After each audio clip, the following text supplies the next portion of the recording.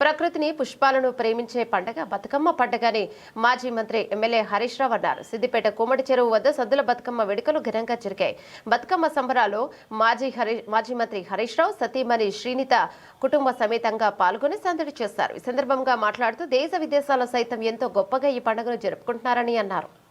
ఈ రోజు రాష్ట్ర వ్యాప్తంగా బతుకమ్మ పండుగ ఎంతో అంగరంగ వైభవంగా, ముఖ్యంగా తెలంగాణ మహిళా లోకం దేశ విదేశాల్లో ఉన్న వాళ్ళు సైతం ఈరోజు చాలా గొప్పగా ఈ పండుగ జరుపుకుంటున్నారు.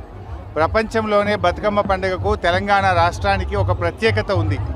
ఈ ప్రపంచంలో ప్రకృతిని ప్రేమించే పండుగ, పుష్పాలను ప్రేమించే పండుగ, అద్భుతమైన పండుగ బతుకమ్మ పండుగ.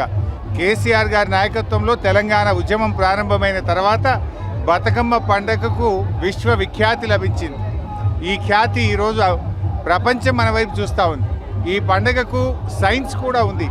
ముఖ్యంగా వర్షాకాలంలో కొత్తగా నీరంతా వచ్చి చెరువుల్లో చేరుతుంది. అక్కడ మనము గునుగు పువ్వు, తంగేడు పువ్వు, వివిధ రకాల పుష్పాలతో పేర్చినటువంటి బతుకమ్మను ఆ చెరువులో వేయడం ద్వారా చెరువు నీరంతా కూడా శుద్ధి జరుగుతూ ఉంది.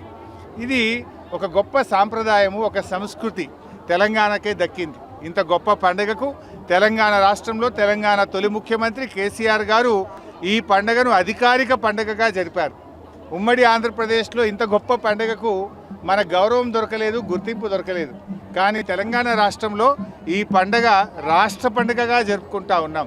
ప్రపంచ దేశాల్లో ఉండే అక్కా చెల్లెళ్ళు సైతం, అది అమెరికా కావచ్చు, లండన్ కావచ్చు, దుబాయ్ కావచ్చు, ఆఫ్రికా కావచ్చు, అన్ని దేశాల్లో కూడా మన పండగ యొక్క గొప్పతనాన్ని ఇవాళ ప్రపంచవ్యాప్తం చేశారు మా తెలంగాణ ఆడపడుచులు. వాళ్ళందరికీ నా శుభాకాంక్షలు.